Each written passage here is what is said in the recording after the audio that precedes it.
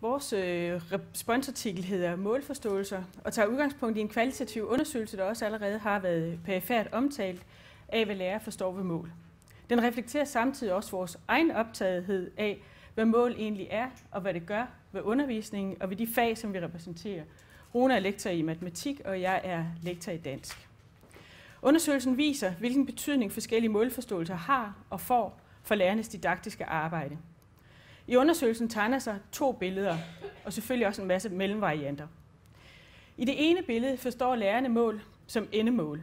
Det er et mål, man styrer efter, og det gør undervisningen til en motorvej frem mod målet. Det bliver vigtigt at måle, om man har nået målet, apropos de der barer, som Morten også talte om, og i hvilken udstrækning man har nået det. Det betyder også, at man må skære meget fra og skære meget væk, fordi man styrer direkte mod målet. I et andet billede og en anden optik forstår nogle lærere mål som et orienteringspunkt.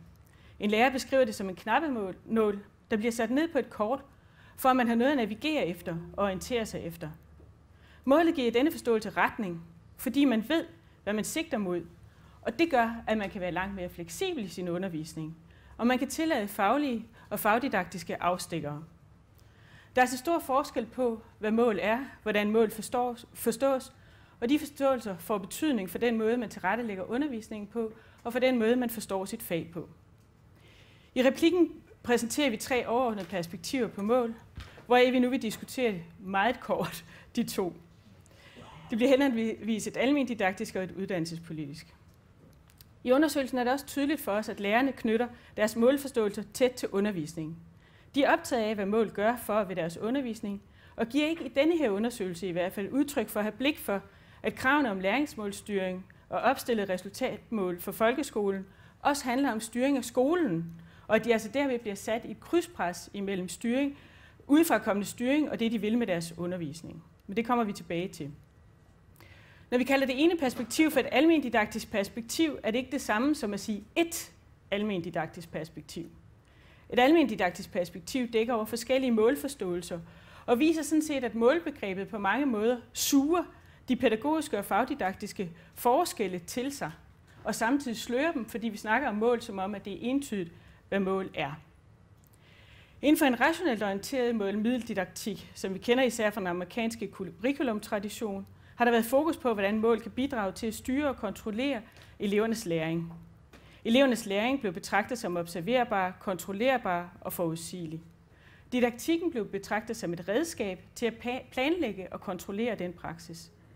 Fra mål kunne man deducere aktiviteter, og så er det lærerens opgave at anvende de mest rationelle og effektive metoder til at opnå den ønskede effekt.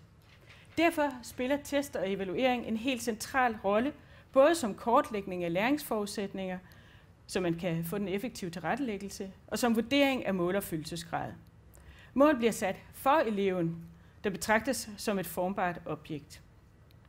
Dewey, som flere refererer til i deres artikler, der er ikke så mange, der har gjort det her i oplæggene, men som de beskriver i artiklerne, kritiserer de her undervisningsteknologer for at betragte barnet som passivt, og for at have stor tiltro til den mekaniske påvirkning. I stedet argumenterer Dewey for, at eleverne lærer gennem problemorienteret handling eller intelligent undervisning, som der også er sagt. Mål er ikke længere bare det målbare, men det man stræber efter, det er, at man stræber efter at løse et problem. Hvor undervisningsteknologerne var inspireret af ingeniørernes vejbygning, hvordan kommer vi mest solidt og effektivt anlagt fra A til B, var Dewey inspireret af naturvidenskaben og naturvidenskabelig undersøgelsesform. Og derfor ligger også, hele hans målforståelse ligger meget tæt sammen med denne her naturvidenskabelige undersøgelsesform. Derfor er jeg heller ikke sikker på, at det er den måde, vi fortolker Dewey på i danskfaget og i matematikfaget, men det kan vi jo diskutere. Udgangspunktet er, at der er et problem, og målet er at løse dette problem. Også Klafki knytter mål til undervisning og ikke snævert til elevernes læring eller effekten heraf. Vi har allerede hørt også i de andre oplæg, at han skelner mellem mål på de her forskellige niveauer og understreger, at undervisningsplanlægningen ikke kan deduceres fra mål alene, men i stedet understreger han de her åbne dialektiske forhold, som også Svend Erik lige har været inde på. Målet altså i vid udstrækning handler om mere værdibaserede orienteringspunkter, som undervisningen må forpligte sig på. Ja. Men hvis vi så tager det uddannelsespolitiske perspektiv, kan I høre mig nede bag? Ja.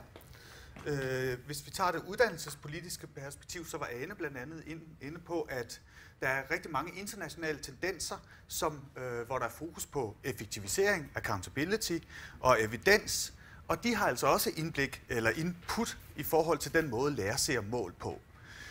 Den uddannelsespolitiske diskurs centreres omkring elevernes læringsudbytte, og derved bliver måling og målbarhed nogle stærke begreber i drøftelsen af læringsmålstyret undervisning, hvilket selvfølgelig har indvirkning på lærers forståelse for mål. Målinger knytter sig til de fra uddannelsespolitisk side opstillede resultatmål for elevernes læring. Så nu har vi både læringsmål og resultatmål som målbegreber i den her uddannelsespolitiske diskurs. Og her ser man for eksempel, at man sætter resultatmålene op i forhold til dansk og matematik, at man skal kunne måle elevers præstationer. Men deres præstationer, det er i hvert fald i forhold til de nationale test, og nogle vil nok argumentere for, at de rummer ikke hele faget, hverken i dansk eller i matematik. Men det er tydeligt, at de nationale test for elever på begyndertrinnet og mellemtrinnet skal fungere som en kvalitetssikring for den politiske intention. Spørgsmålet er så, hvad den her resultatstyring, hvordan den udfordrer fagdidaktikernes og lærernes målorientering. I vores replik har vi blandt andet fokuseret på den interne diskrepans mellem forskellige dokumenter, som har indflydelse på lærernes målforståelser. Med begreberne den intenderede læreplan og den evaluerede læreplan viser vi gennem vores analyser, at der kan opstå spændinger i forbindelse med implementering af fælles mål. Faggrupperne for dansk og matematik har lavet målbeskrivelser, som kan være vanskelige at teste ved hjælp af standardiserede test. Vi har beskrevet nogle heroppe på sliden.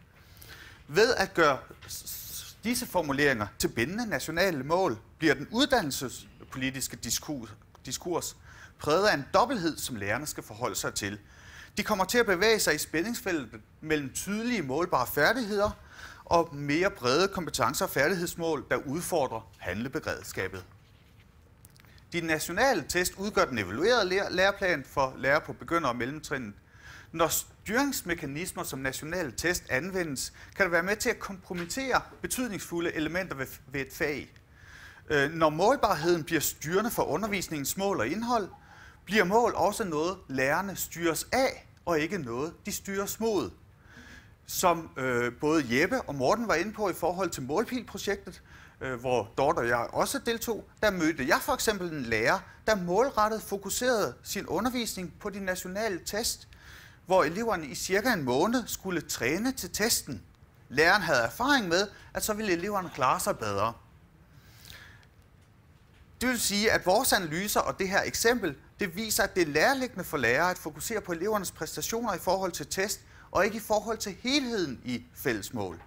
Det er som sådan ikke et problem, at lærernes målorientering retter sig mod den evaluerede læreplan.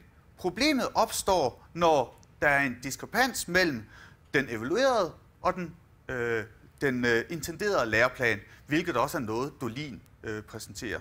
Så til sidst, det vi egentlig vil afslutte med, og som vi skriver i vores artikel, det er gennem vores analyser, der er, at lærerne i deres undervisningspraksis skal skabe det, vi nærmest kalder umulige synteser mellem to typer af læreplaner.